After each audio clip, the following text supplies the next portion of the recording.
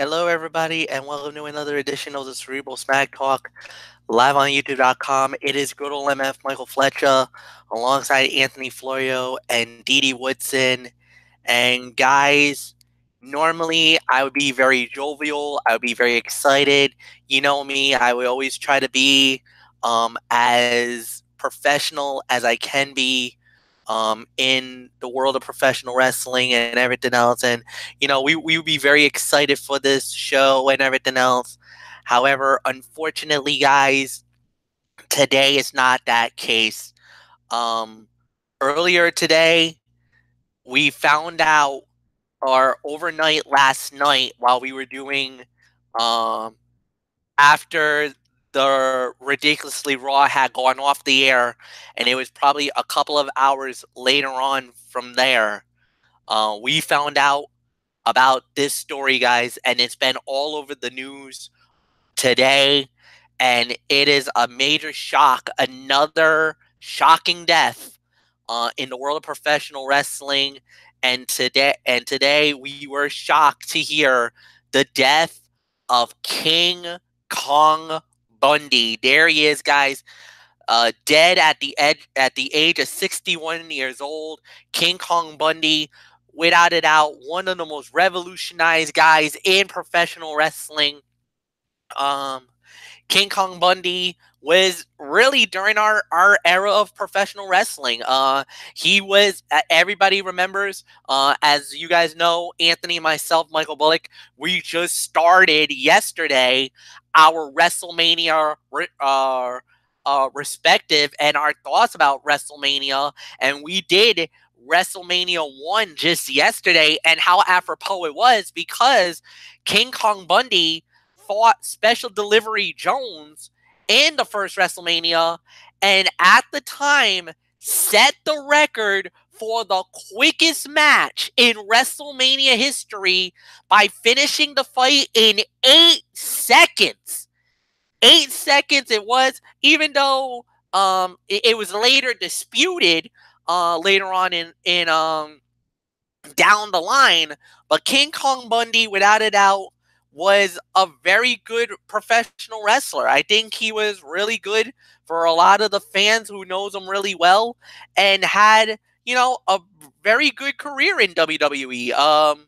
Definitely started his career in 1981 as he was trained. He debuted in 1981 under the name Chris Canyon, and those in later name he was trained by Larry Sharp in Belmar,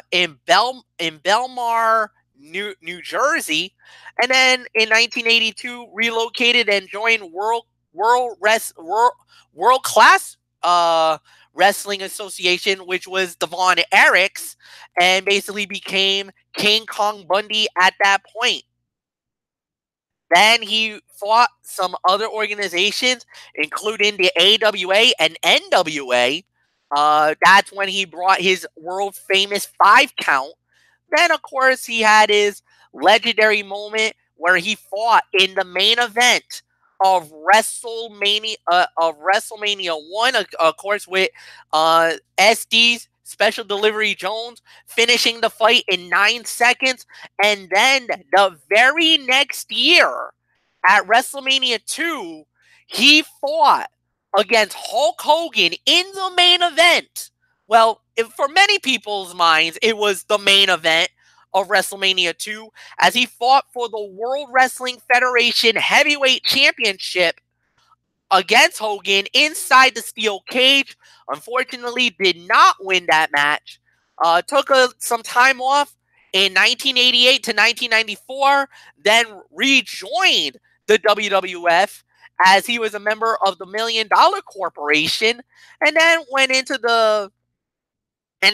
on to the independent circuit, and then finally retired in 2007. A lot of people were talking about how it was being reported that he was definitely not so well in the last few weeks, last few months. He was a little under the weather.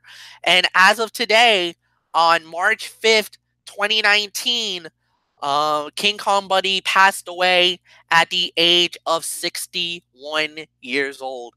He was an AWA Superstars of Wrestling heavyweight champion one time, in the Colonial Wrestling Association, NWA and AWA Southern Heavyweight Champion and Southern Tag Team Champion with Rick Rude. In Georgia Championship Wrestling, he was the NWA National Tag Team Champion with the Masked Superstar one time. In International Pro Wrestling, he was the IPW Heavyweight Champion, International Wrestling Superstars IWS US Champ. Maryland Championship Wrestling was the Maryland Heavyweight Champion, the NWA New York Heavyweight Champion, and then of course, Top Rope Wrestling was the Top Rope Heavyweight Champion, NWA American Heavyweight Champion and American Tag Team Champion on 2 occasions, one with Bill Irvin and one with Busky McGraw. Of course, with the WWE in World Wrestling Federation, was a Slammy for most evolutionary with Gorilla Monsoon in 1994, and then was also given a scholarship award. I'm guessing that's because he was a member of the Heenan family. That might have been in the that might have been the original Slammy Award, if I remember correctly. But and then he was also a WWWA heavyweight champion one time in his career. There's really nothing more to say. King Kong Bundy was definitely one of the big men in professional wrestling, and many people thought he should have been a heavyweight champion in his career. However, never won the big belt, never won the title. There's really nothing more to say, but our thoughts and prayers go out to Bundy's family, and that's really it, guys. So, Anthony Floyo, come on in. Please give me your thoughts on what an amazing life he had. King Kong Bundy, unfortunately, passes away today at the age of 61. Yes, and passed away during the overnight hours.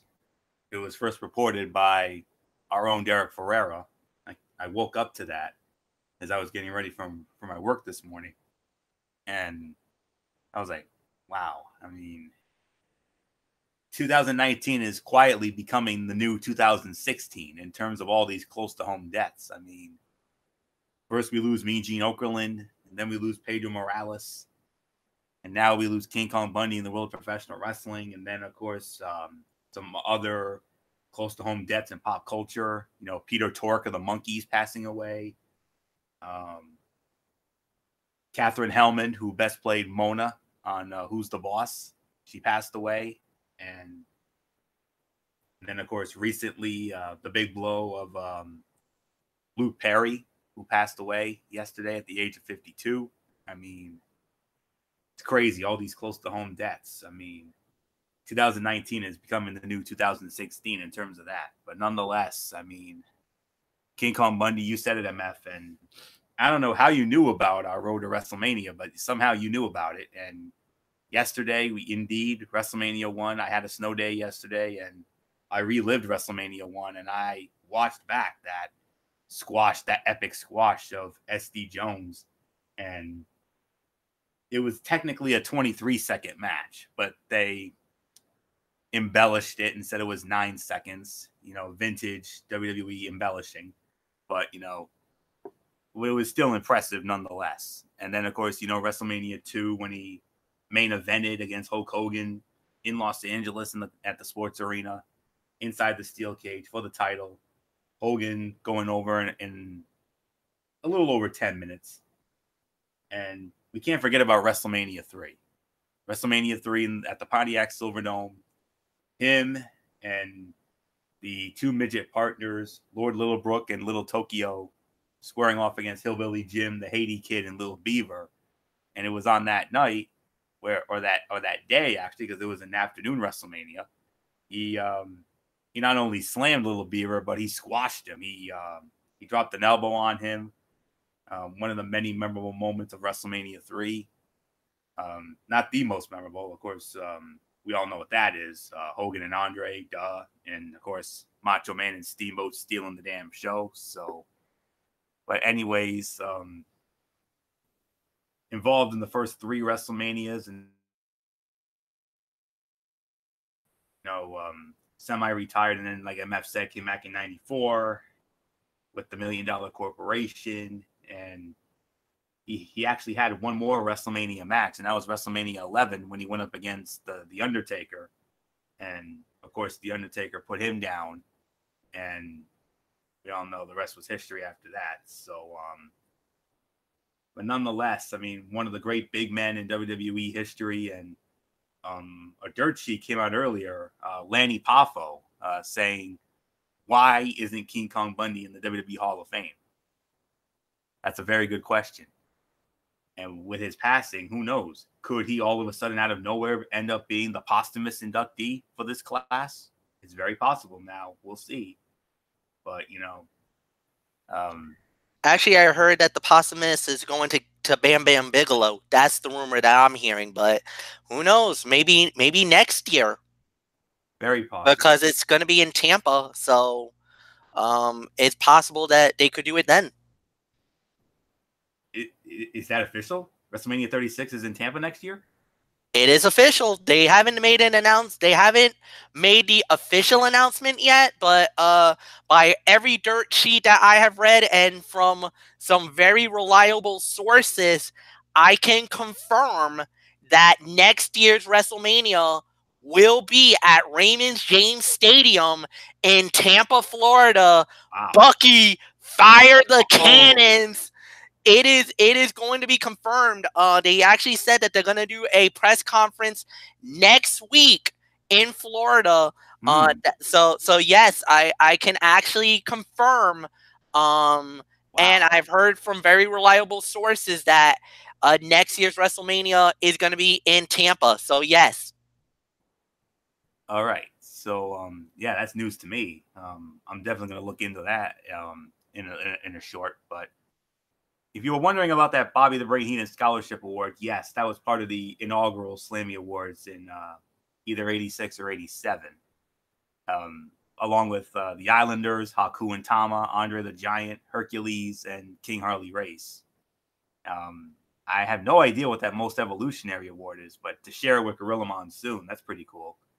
And PWI ranked him number 147 of the 500 best singles wrestlers in the PWI 500 in 95. And then the PWI years issue in 03, he came in at number 124 out of 500. That's pretty damn good.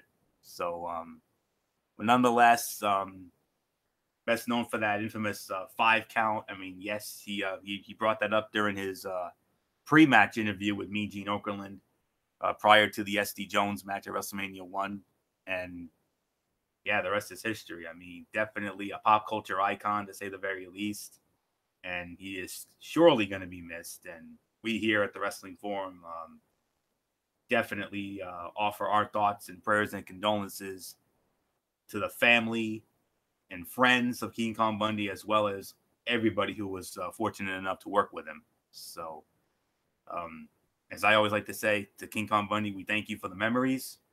We thank you for the inspiration, and we thank you for King Kong Bundy. So rest in peace, my friend. No doubt about it. So D.D. Woodson, King Kong Bundy, passing away during the overnight last night at the age of 61. So let's get D.D. Woodson's quick take on the passing of the master of the 5 count. Yeah, I've watched him since like 86, 87, when he had his first stint in WWE.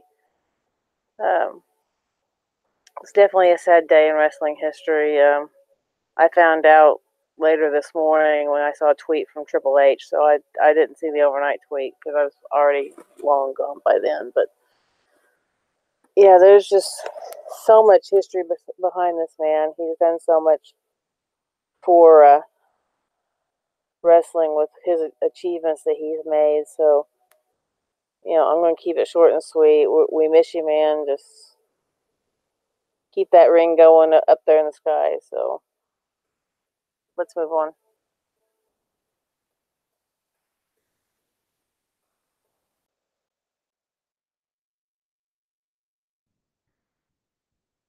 Sorry about that, guys. I'm trying to make sure my mic is working, and it looks like it is. Okay, cool.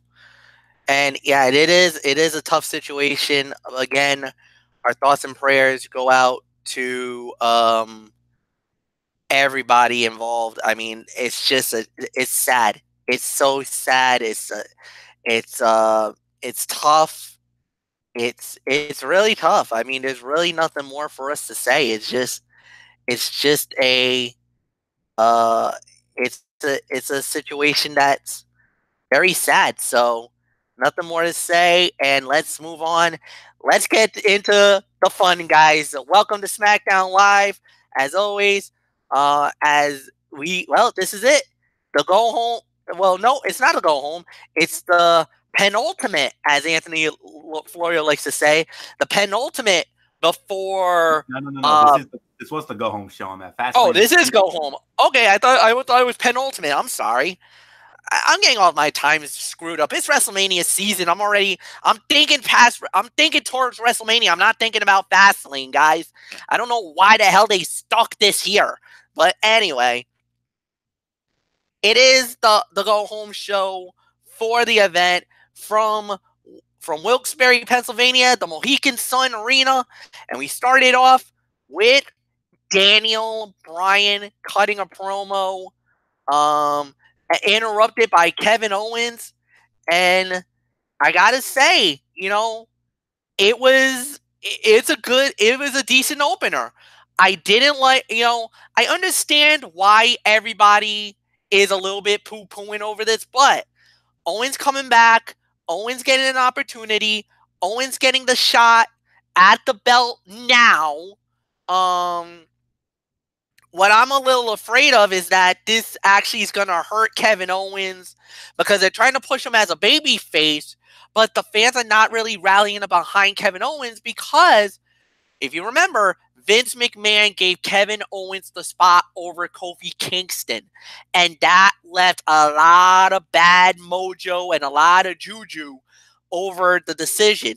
A lot of people were upset 1 week ago, but like I said, thank God we had the extra night to cool off and relax and to take a moment, to have a Zen moment, as they said. But even though it was good, it was nice, but now the writing is on the wall. It looks like if, for some reason, and I'm saying for some reason, if Kevin Owens does fail and does not win the belt at Fastlane, it's very plausible and very likely now we might be looking at a Kofi Kingston, Daniel Bryan at WrestleMania. And whoever would have thought just about a month and a half ago that we'd be talking about Kofi Kingston fighting for the WWE title at WrestleMania. I don't think none of that was in the cards about a month and a half ago, but we might be heading that path. We'll see. Anthony Florio, solid segment to open the show.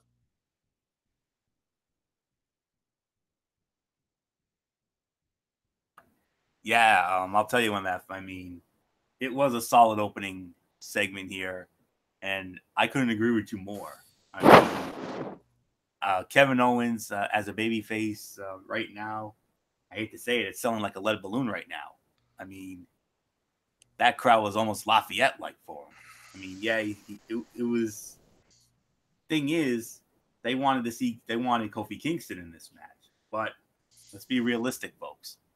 They did the right thing here because Fastlane is a filler pay-per-view, and I agree with you, MF. I mean, I think it's a trifle unnecessary to have this pay-per-view. I honestly wish that it would be nothing but WrestleMania going forward, but nonetheless, we do have to get into this weekend, and we're probably going to have our first bump in the road show of the year. I mean, the Rumble was amazing. The Chamber came out of nowhere and surprised the hell out of us. We thought that was going to be a sucky show, but no, that thing ended up over-delivering. You never know. They could over-deliver here too, but I'm not holding my breath on that. Mania, they're going to over-deliver. Let's not kid ourselves. But anywho, Solid opening segment, like I said. I mean, Bryan continues to, do what he does best as a heel, and Owens as a babyface. I mean, it's just not working. I mean, I think Daniel Bryan will go over on Sunday. Of course, we'll have to do our preview show sometime on Saturday. We'll have to work out the details on that, and then of course our recap on Sunday night. But I was gonna say this, MF. I mean, if it had been Daniel Bryan and Kofi Kingston, I would have called maybe for you and I to do the commentary. But you know what? Now that we're not going to get that, I think we should hold off on any commentary when it comes to Fastlane, because there's nothing really exciting about this show, to be honest with you. But hopefully we can, figure out a way to, do something with WrestleMania. I mean, that would be freaking awesome. But for right now,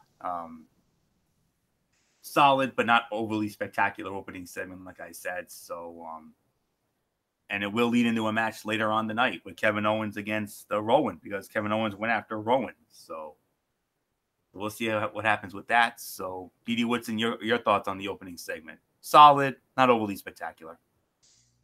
Yeah, it was solid, but at the same time, it had a feeling that it was kind of,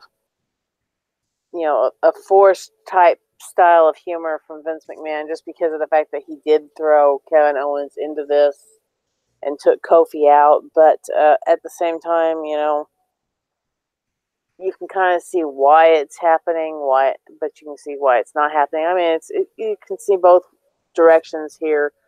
But yeah, I mean, it was a very good opening segment. Great way to start off Smackdown, and again, storyline building. Smackdown's #1 at that. So, not much more I'm going to say about it. Fletch, it's yours. All right, guys, and we do move on to the first fight of the night, which was a one-on-one match. The Miz going one-on-one with Jey Uso of the Usos, and the winner of the bout. Well, unfortunately, I don't have a time here. The Miz beats Jey Uso, so the Miz gets the victory. Anthony Florio, is all yours. I have 7 minutes on my scorecard, and okay. I'm going to give it 2.5 stars. I mean, it was a solid match, solid hype for the upcoming SmackDown Tag Team Championship match at Fastlane Sunday night, and they had a nice little pre-match verbal exchange, and which I thought was solidly done as well. So all signs lead to the Usos retaining, and a couple of things will come out of it. We'll probably get that rumored Miz and Shane O'Mac fight at Mania. And I think we'll also get that rumored SmackDown Tag Team Championship Dream match with the Usos against the Hardys. And if that happens, oh boy, I'm hoping for it. I want to see it. I would love to see the Usos and the Hardys throw down for the SmackDown Tag Team Championship. Absolutely. So 2.5 stars. D.D. Woodson, your thoughts? Yeah, I agree. 2.5 stars. It was another one of these storyline building matches. So, very well done. Good momentum for Miz and Shane going into this match. So, not much more I'm going to say about it. Fletch, yours. All right. And then the next thing we had, well, R-Truth was at it again. Wanted it to issue the open challenge, do something. He's like, he just wanted to be like his hero, John Cena. Then realized Cena and issue an open challenge every week. I said that he was going to open one, but he was already exhausted. And then Carmella did a thing saying, Cena says never give up, everything else. And basically, like, all right, let's do it. So, open challenge. Oh, Truth. Not one, not two, but 3 other competitors answered the bell on this one, guys. Samoa Joe, Rey Mysterio, Andrade Cien Almas, and R-Truth. Fatal 4-way for the United States Heavyweight Championship. when it was all said and done, the winner of the bout and new United States heavyweight champion, Samoa Joe. He wins the title. D.D. Woodson, it's about damn time Joe gets recognized in WWE.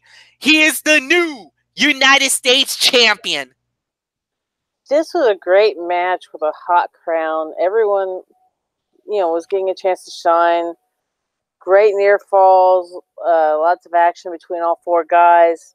But yeah, Joe finally gets his very first win since being called up to the main roster, while Andrade continues to impress also. So, I mean, it's just a lot going on in this match.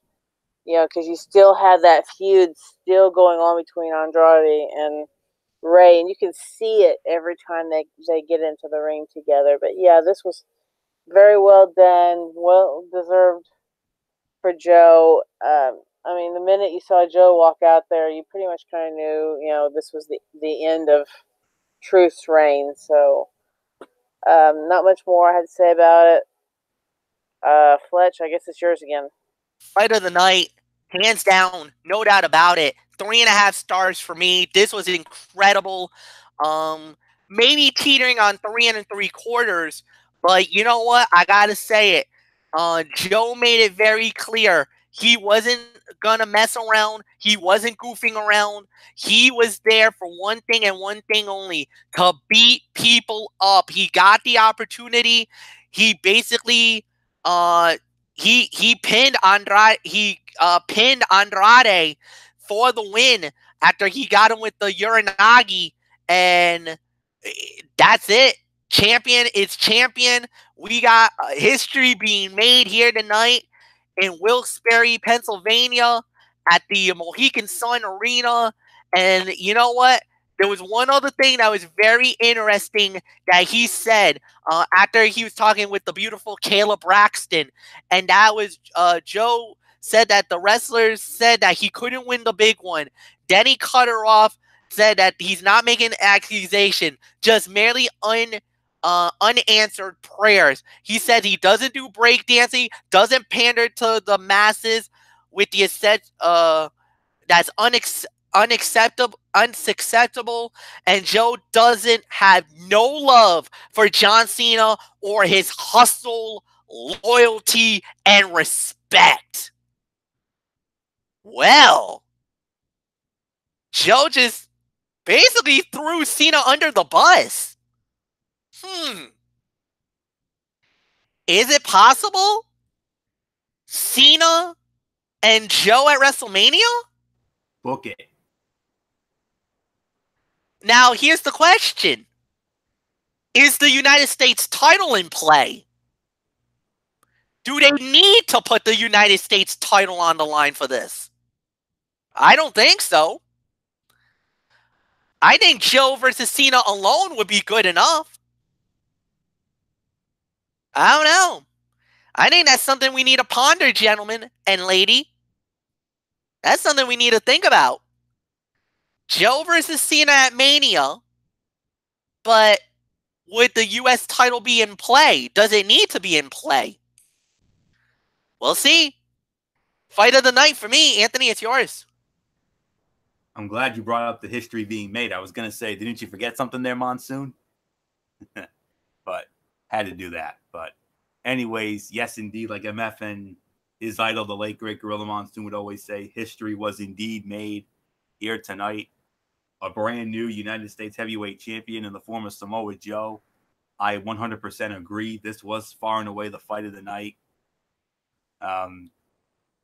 No disrespect, MF, but I think you slightly underscored it. D.D. Woodson gave it 4 stars, and I absolutely agree with D.D.'s rating. This was a 4-star match. Not just because of the action, but because of the surprise outcome.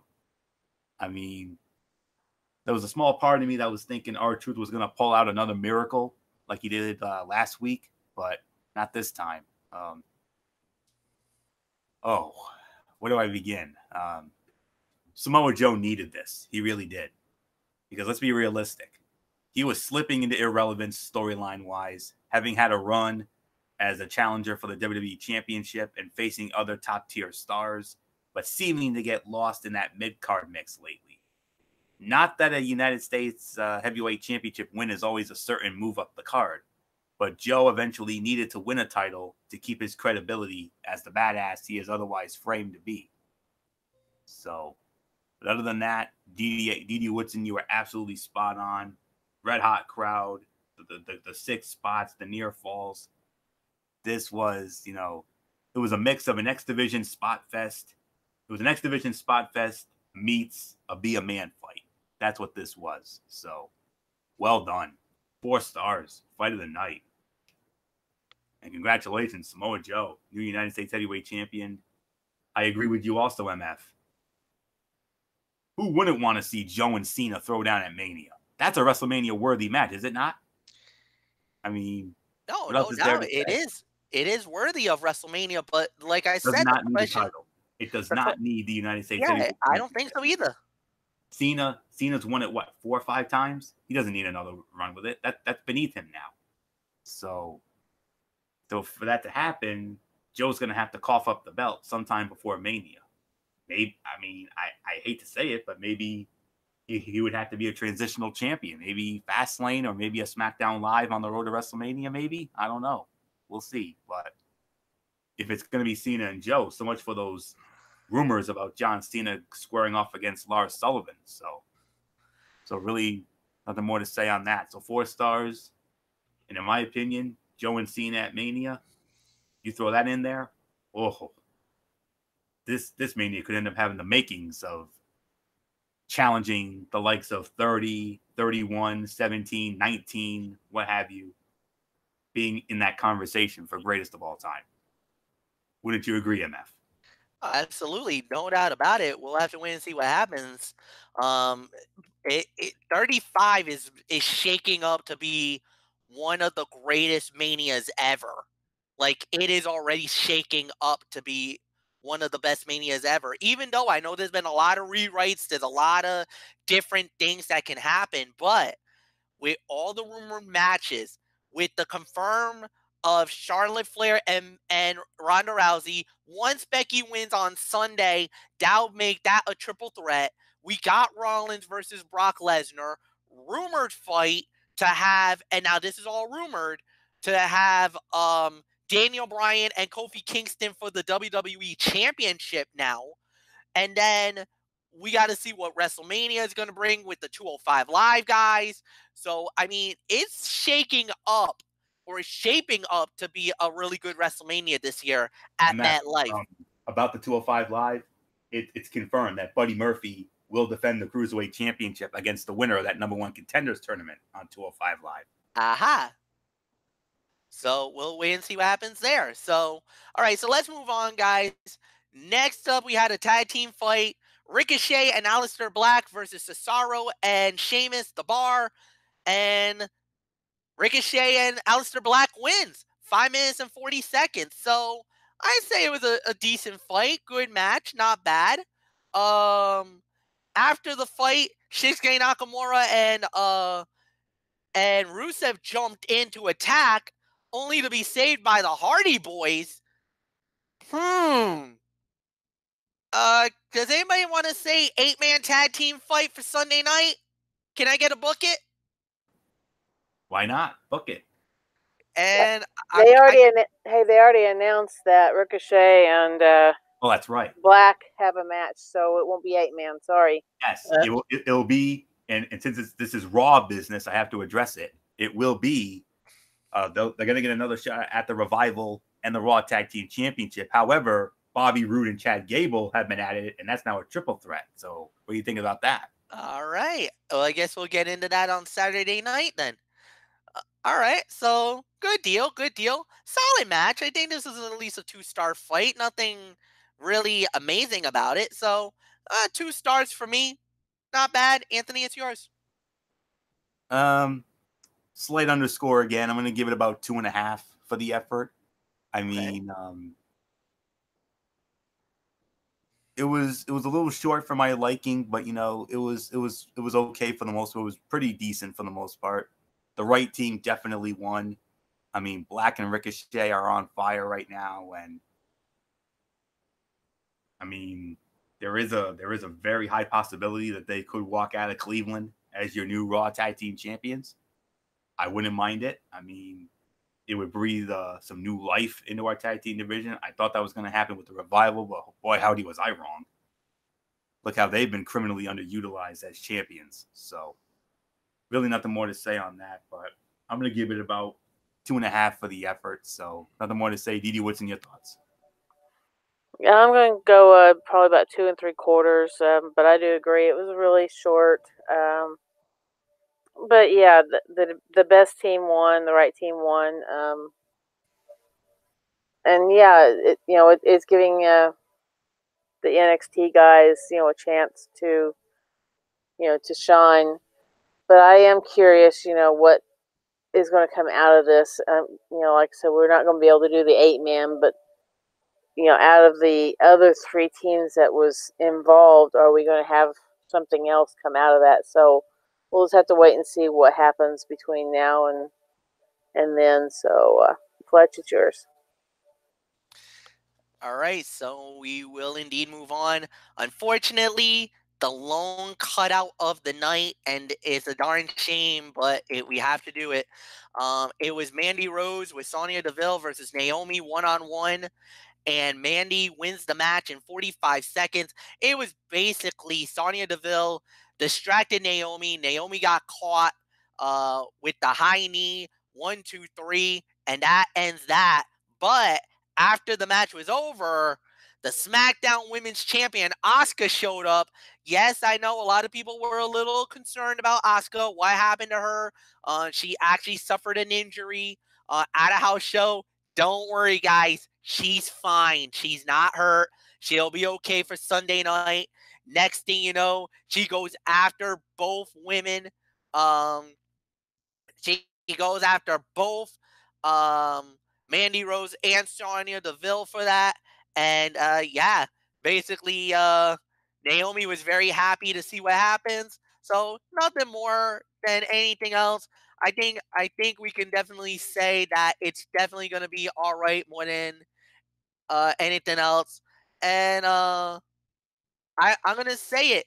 It's going to be very interesting to see down the line because of the fact that, well, it's gonna be interesting to watch. So Sunday night, Mandy Rose versus Asuka for the SmackDown Women's Title. We'll wait and see what happens there. Then we had a couple of a backstage segment. AJ Styles possibly talking about maybe a showdown. Well, just AJ cutting a promo, nothing more there. Kevin Owens versus Rowan. Kevin Owens wins the match in 2 minutes because Daniel Bryan jumps Owens, causing a DQ finish. And then, can you believe this? Look who showed up to the party. Mustafa Ali. He's back. Jumps on Daniel Bryan. Whoa, Nelly. Anthony Floyo, okay, I'm going to call it. The fight between Rowan and Owens probably dud. Worst fight of the night. Probably NA. Yep. But, oh, man, Mustafa Ali showed up and all hell broke loose. Yeah. Muhammad Ali back in the fold. I mean, Muhammad Ali.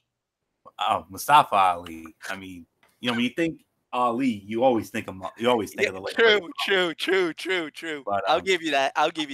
I'm in the same boat as you, MF. I mean, this is WrestleMania season. I mean, like in the immortal words of Jesse the Body Ventura, I'm pumped up for it, But nonetheless, Mustafa Ali, great to see him back. And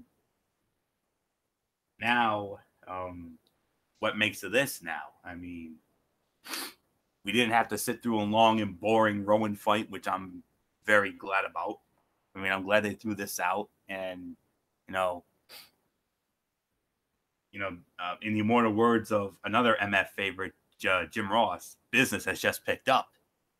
That's all there is to say on that. So I could see this leading to maybe a tag team match next week on SmackDown Live with the New Daniel Bryan and Roman against Kevin Owens and Mustafa Ali.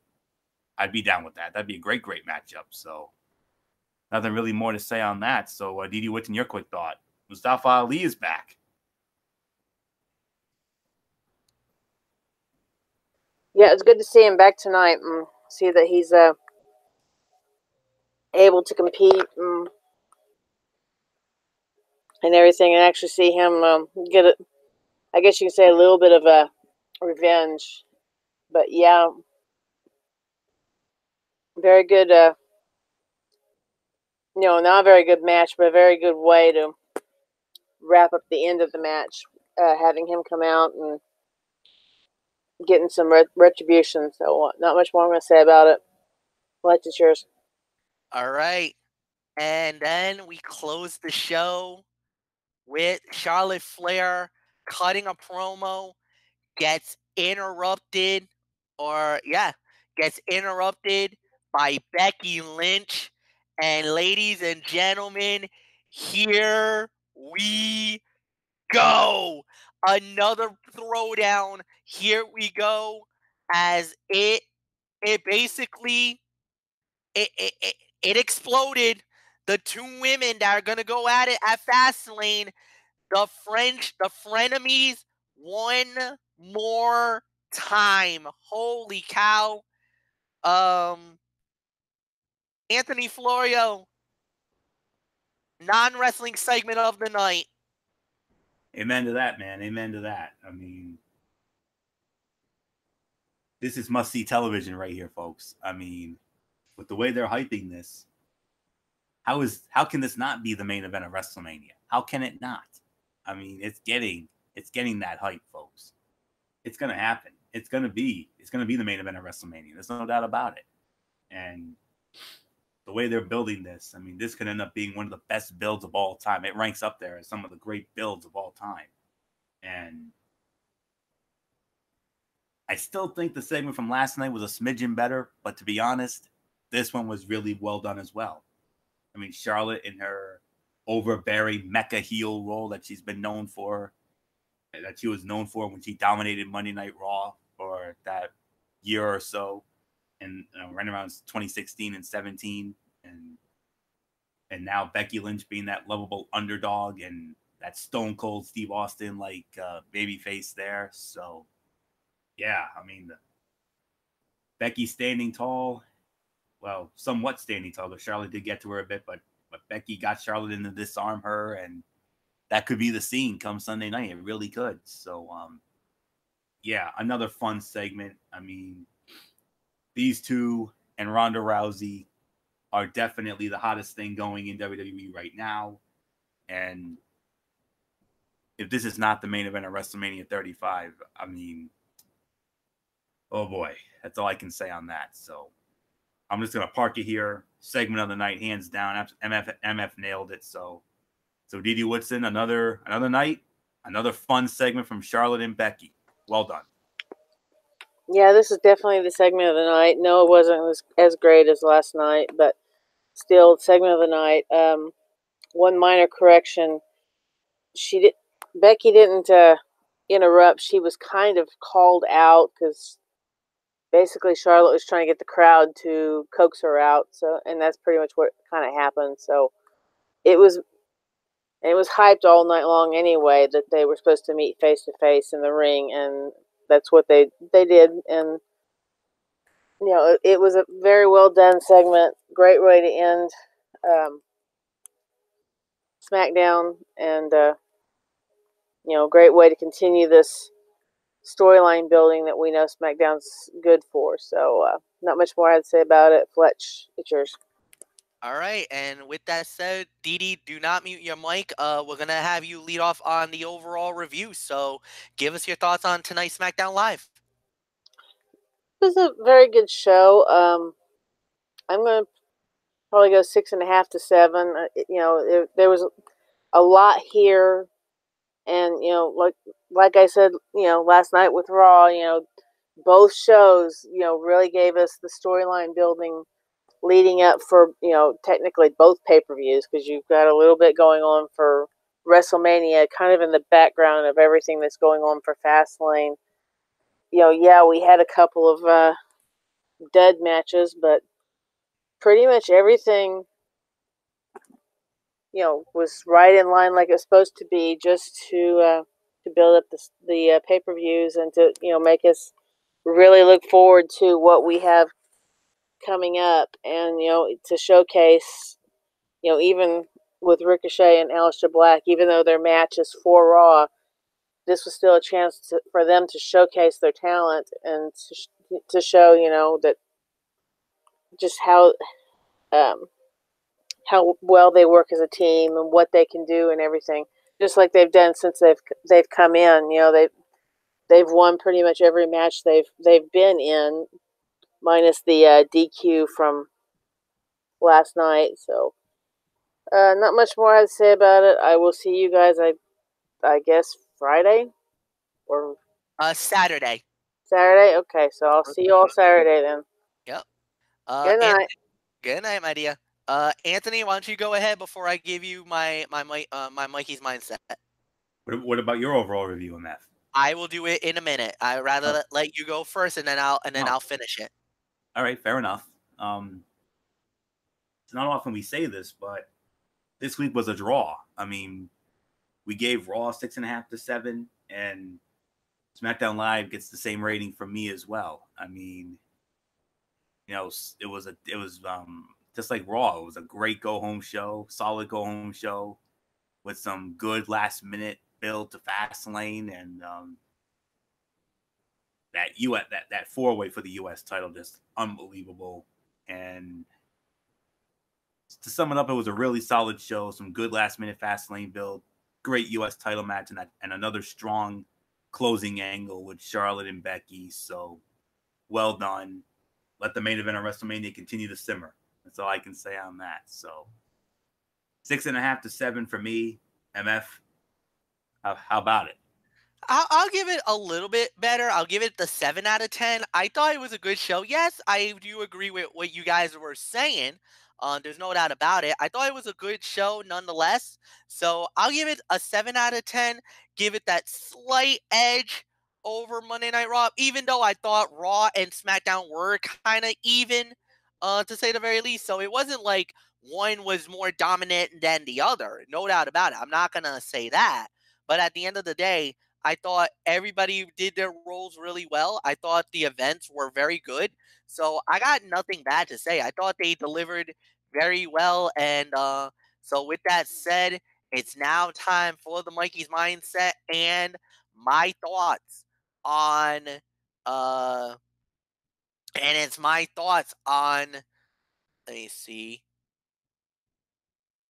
It's my thoughts that went down this past week as it relates to the RWA Screw This Weather Part 2. Well, the funny thing is, and I'm going to be open about it, going into the show, we were going to do, myself and Anthony Floyer were going to go. Well, then the weather started to take a turn for the worse.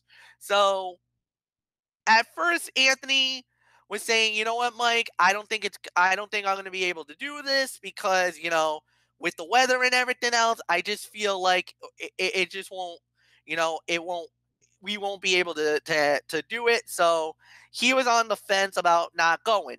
Then, he was going to go, and we're thinking, oh, great, it's going to be awesome. We're going to be set to go the whole 9 yards.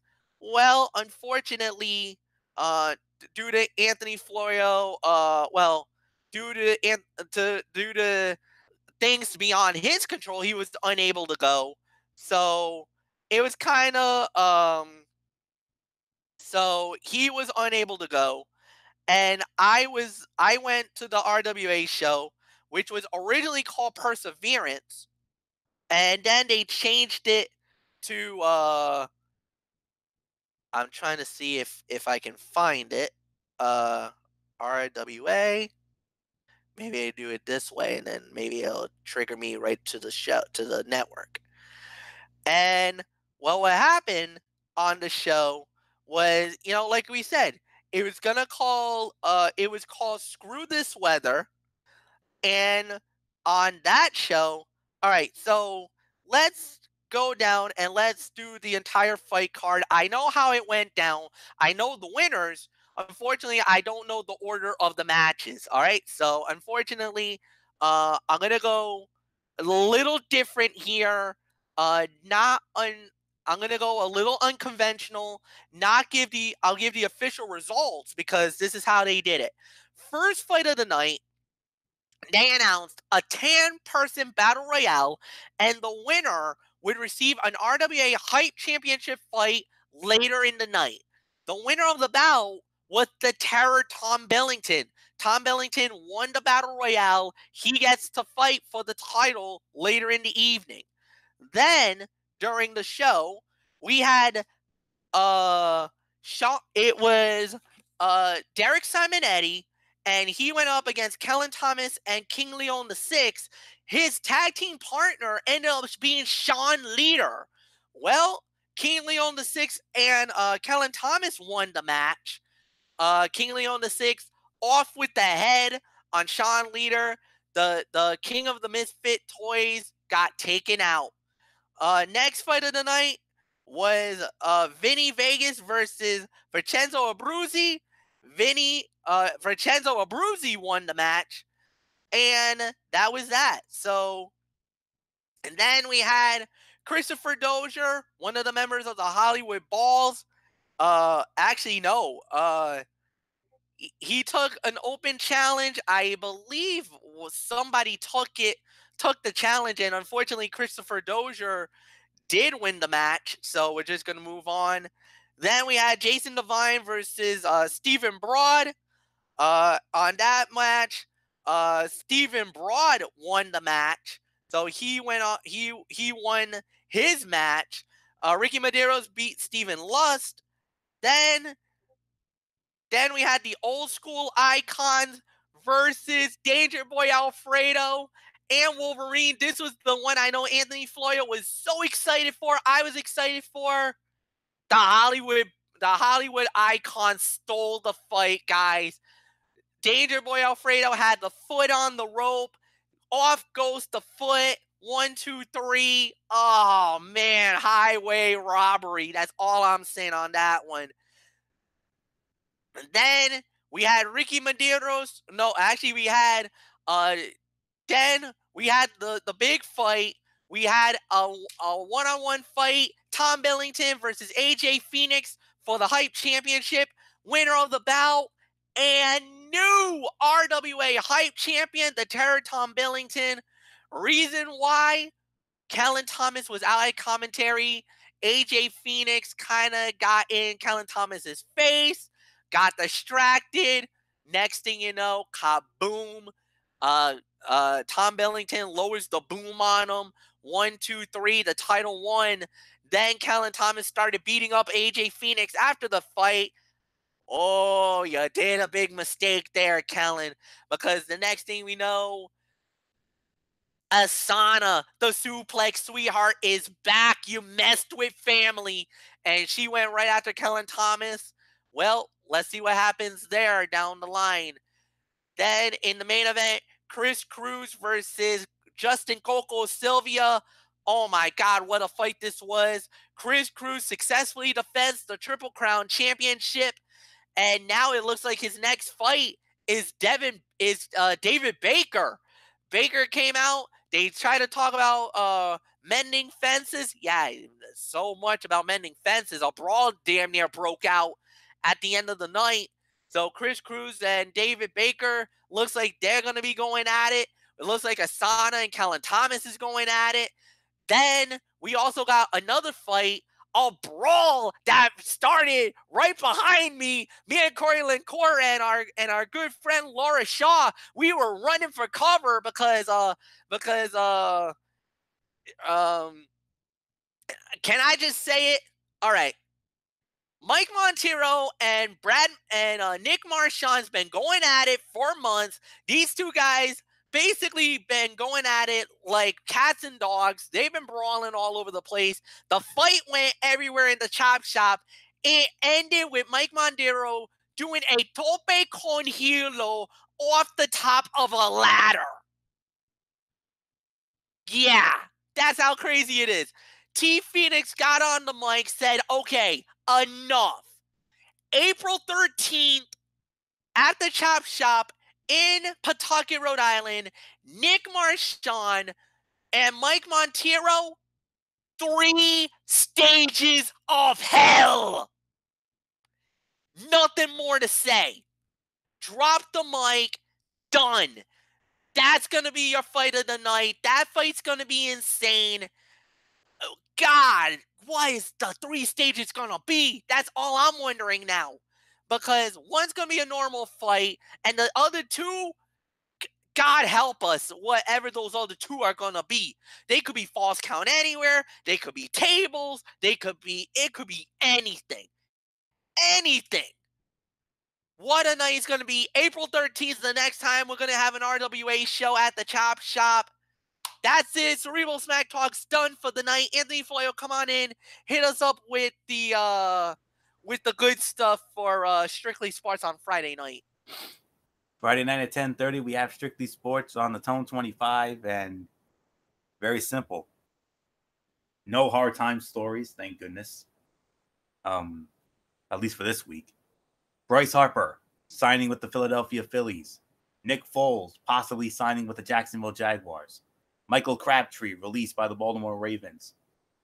And after the success of it last week, we're bringing it back again this week. The double power rankings, college basketball and the NBA.